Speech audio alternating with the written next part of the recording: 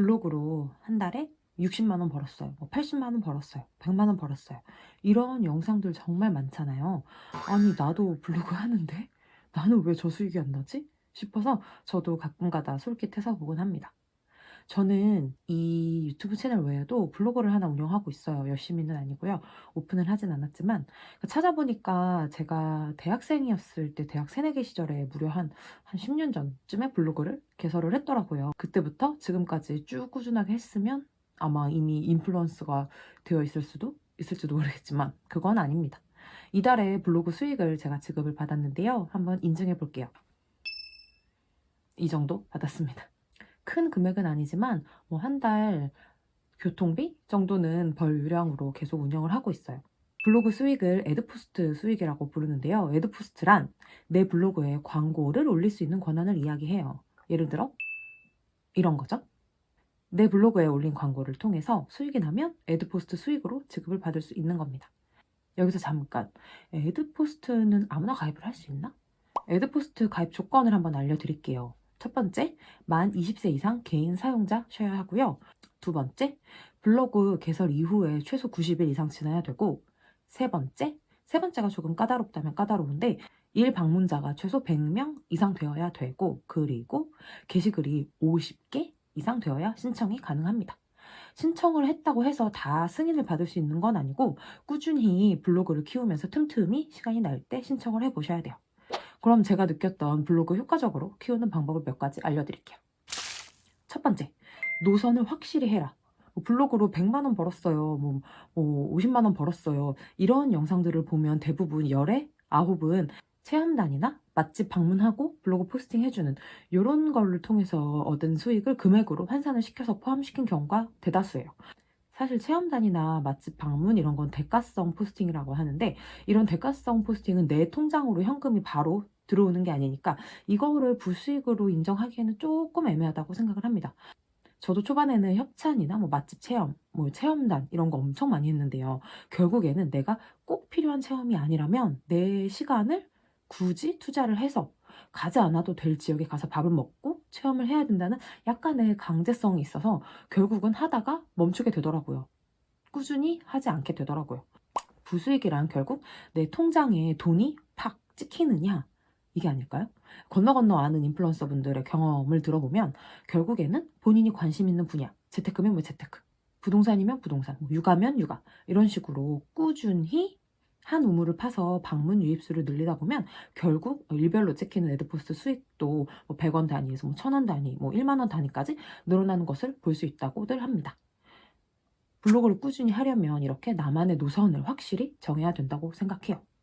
두 번째, 무분별한 서의추, 비추천. 서의추는 서로 이웃 추가라는 뜻의 준말이에요. 블로그 키우기의 첫 단추를 서로 이웃 추가, 즉 이웃 늘리기를 하라는 분들이 많아요. 이 말은 즉 반은 맞고 반은 틀리다고 생각해요. 이웃도 이제 내 관심사랑 같은 루트를 가는 이웃을 늘려야지 무슨 뭐 마케팅 집사라든지 뭐 24시간 점집 도령, 뭐 최한의원 이런 식으로 그냥 광고성 포스팅을 올리는 그런 블로거들 있잖아요. 이런 블로그의 성격과 내 블로그가 맞지 않으면, 그러니까 관련이 없으면 굳이 이웃을 추가하지도 서이추를 날리지도 않는 게 좋다고 생각합니다. 저도 처음에는 뭐 무분별하게 와 이웃 늘리자 해가지고 막 엄청 늘렸던 적이 있는데 결국에는 나중에 생각해보니까 장기적으로 봤을 때 저한테 득이 되는 부분이 거의 없더라고요. 세 번째, 1일 1 포스팅에 너무 연연하지 말기. 올해 2024년도 제 목표 중에 하나가 블로그 수익화 월 10만 원 달성 이거였어요. 물론 뭐 경제나 재테크 쪽으로 가끔 블로그 포스팅을 하나씩 올리고 있긴 했지만 좀 더 활성화를 시키고 싶었거든요.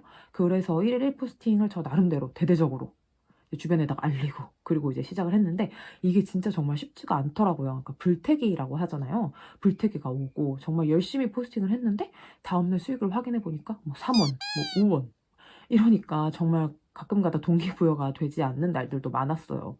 그러니까 이거를 통해서 블로그는 결국에는 장기전이라는 걸 깨달았습니다.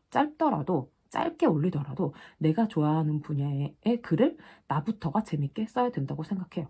여기에 종종 가끔가다 한 번씩 이슈가 되는 그런 이슈성 글 있잖아요. 이런 걸 하나씩 써주면 일 방문객 수가 한 번씩 툭툭 치고 올라가면서 이렇게 전체적으로 일 방문객 수가 상승하는 그런 효과가 좀 있더라고요.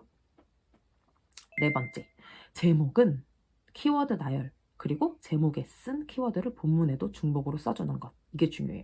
뭐니 뭐니 해도 내가 쓴 글이 상위 노출이 잘 되는 게 가장 중요하잖아요. 그러니까 상위 노출이 되고 있는 제 포스팅을 예로 한번 들어볼게요. 제목 한번 볼게요.